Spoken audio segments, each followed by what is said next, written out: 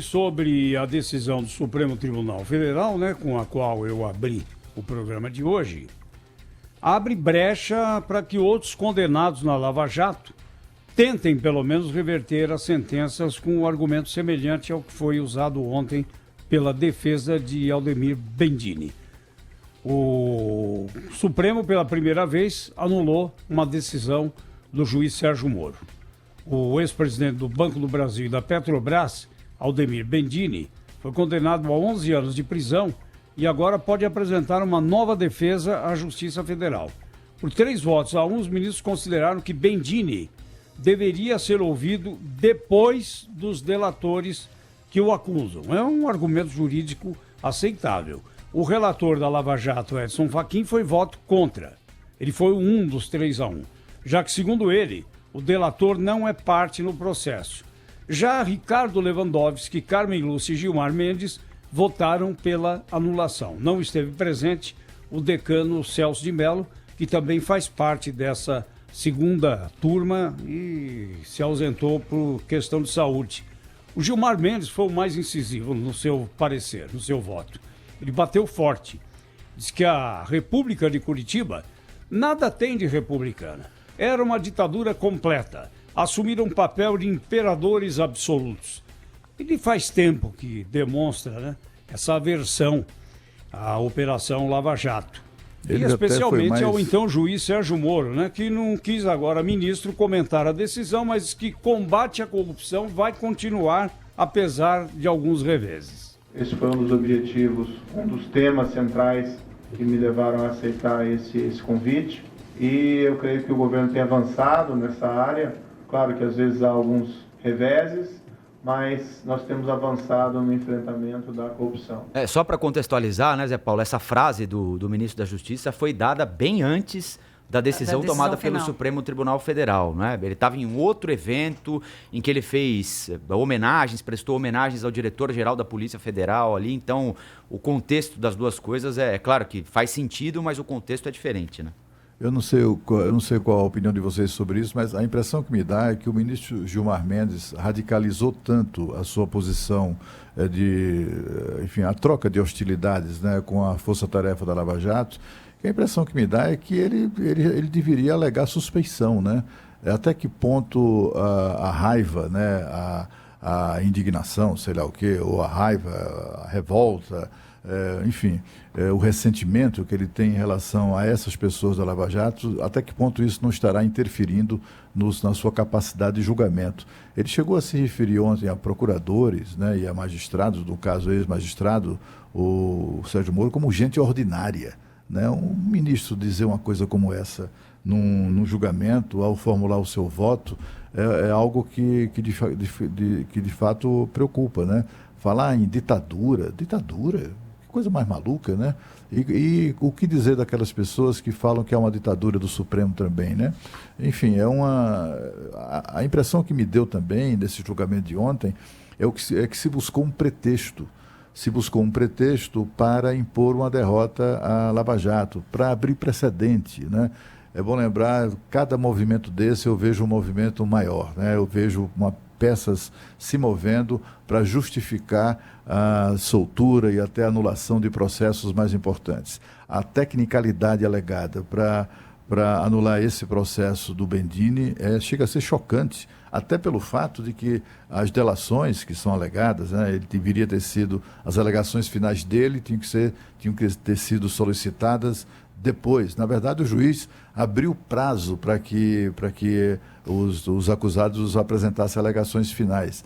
E eles dizerem que as alegações tinham que ser depois de delações que não foram levadas em conta no processo é uma coisa preocupante. Eu não sou jurista, não é minha praia, mas se você for observar o julgamento, o que se afirmou, o que se diz, é de fato preocupante, viu? É algo que eu acho que aquela pizza, né, que tanto se temia que fosse assada anos atrás, né? Passamos toda a Operação Lava Jato convivendo com notícias quase semanais, diárias. Olha aí, ameaça Lava Jato, ameaça Lava Jato. Agora sim, agora a ameaça é bem concreta. Foram 3 ministros, né, que votaram a favor da anulação do julgamento do Bendini, o Gilmar Mendes, o Ricardo Lewandowski e a Carmen Lúcia, né, surpreendentemente, porque a ministra Carmen Lúcia, não é?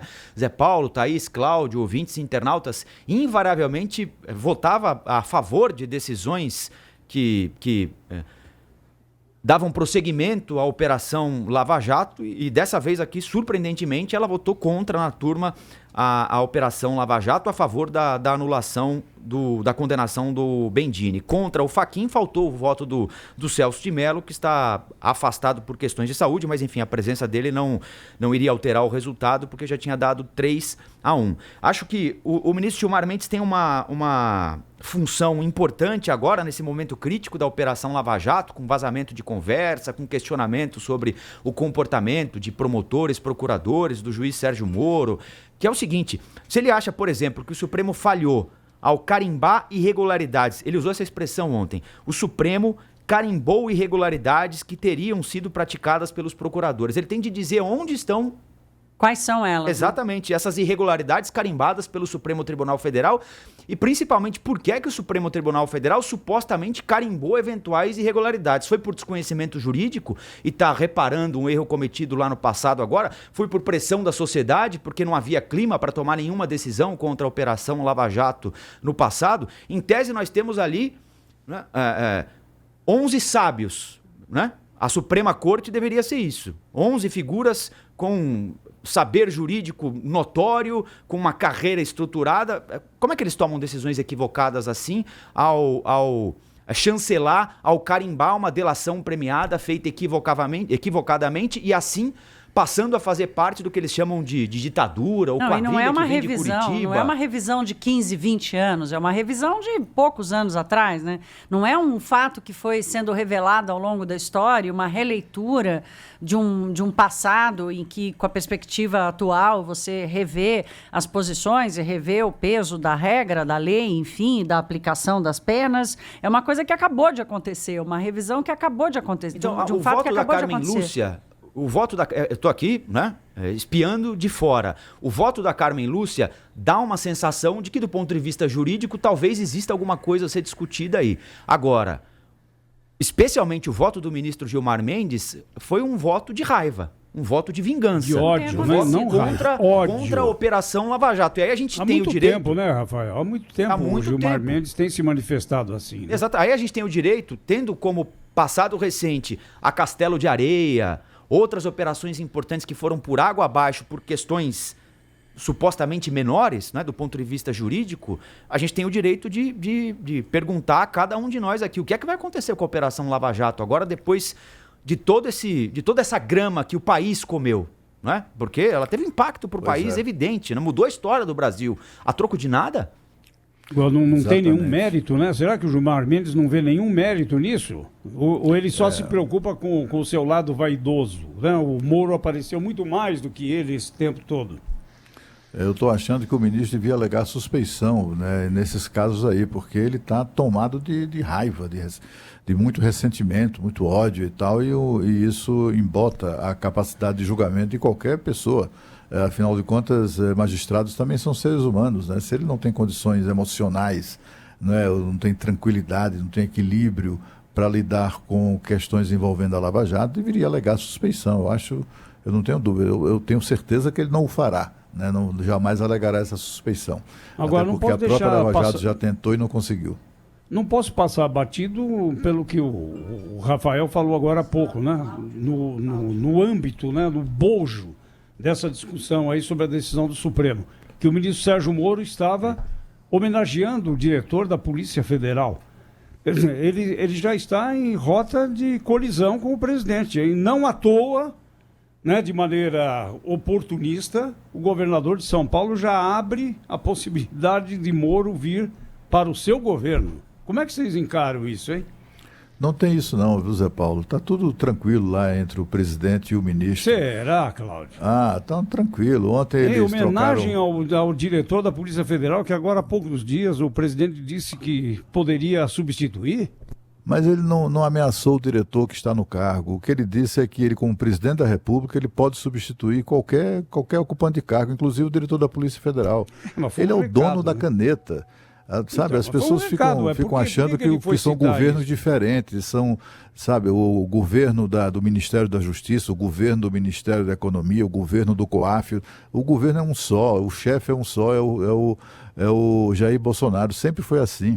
O problema dele é que ele dá furo até no Diário Oficial, ele fica dizendo o que é que vai acontecer no Diário Oficial no dia seguinte, de resultado de despacho dele com os ministros, quando eles combinam. Sempre foi assim. A escolha do Vicente Schelotti, aliás, que foi um grande diretor da Polícia Federal no governo FHC, foi do FHC, não foi do ministro da Justiça, entendeu? Agora, é claro que o FHC não saiu proclamando que foi dele a escolha. E aí ninguém questiona. O erro do presidente é ele tentar ensinar as pessoas o tempo todo coisas que as pessoas, se não sabem, deveriam estar carecas de saber. Ontem ou anteontem, numa dessas coletivas na grade que ele concede todos os dias, ele teve a indelicadeza de dizer que estava dando lições de jornalismo a repórteres experientes que fazem a cobertura do Palácio Planalto. Ele dá lições todo o tempo. E uma das lições que ele pretendeu dar foi essa, lição de poder, de governo, que as pessoas deveriam saber. Ontem o Bolsonaro e o Sérgio Moro trocaram afagos publicamente, inclusive nas redes sociais e tal. Não tem isso não. E ali me pareceu um joguinho bem casado, viu, Cláudio? Eu confesso para você. Mas veja, imagina, Rafael, se o ministro da Justiça, convidado a ir uma homenagem ao diretor-geral da Polícia Federal, não fosse. Imagine. Mas, por exemplo, ele foi à Polícia Federal do Rio de Janeiro, fora da agenda, não falou com ninguém num dia antes, num momento em que há a sensação de que o presidente Jair Bolsonaro pode eventualmente fazer uma troca que passará por cima do ministro Sérgio Moro. Um dia antes, o ministro Sérgio Moro pega e vai ao Departamento da Polícia Federal no Rio de Janeiro, sem incluir na agenda, não dá manifestação nenhuma, e depois começam a surgir versões da visita por meio de representantes de sindicatos de policiais, tudo isso que é claro, tem sua versão. O ministro pega um dia antes e diz que com 36% a menos de orçamento o trabalho dele está inviabilizado, que a Polícia Rodoviária Federal não vai funcionar, que a Polícia Federal não vai funcionar. Aí vem o presidente da República e diz, olha, o Moro não estava comigo na campanha, tá reclamando. Eu não posso cuidar dele, eu não vou cuidar dele porque não estava comigo. É claro que a gente tem de se acostumar a esse jeito, como você lembrou, que é mais tosco, digamos assim, do presidente Bolsonaro do que do Fernando Henrique, por exemplo, enfim. Né? Ele fala coisas com as quais a gente não está habituado a conviver. Tem gente aí falando que está com saudade do Temer, olha só. Mas não é, os jornais de São Paulo chegaram a dar na primeira página que o Moro estava na iminência de cair, aí ele aparece com o Moro, de manhã cedo, desmentindo frontalmente o que os jornais estavam publicando. O que há é muita fantasia, as pessoas não têm informação. Eu me refiro à crônica política mesmo, do dia a dia. Não tem informação, não tem fonte, não tem acesso. E fica, então, pegando essas coisas Mas tá todo mundo dando juntando isso, as peças, entendeu? Isso faz todo sentido, é claro que faz. Mas, assim, do ponto de vista concreto, não tem isso mesmo. Pelo menos a informação que eu tenho... Quer dizer que o Moro está prestigiado, é isso? Moro está prestigiado. É o Filipão do... Eu estou dizendo que ele não está desprestigiado, é isso, entendeu? Se ele está prestigiado, não. Aí, quando se diz isso, é porque o cara está com o pé na cova, né? Eu acho que não. Acho que ele não está desprestigiado como as pessoas estão imaginando.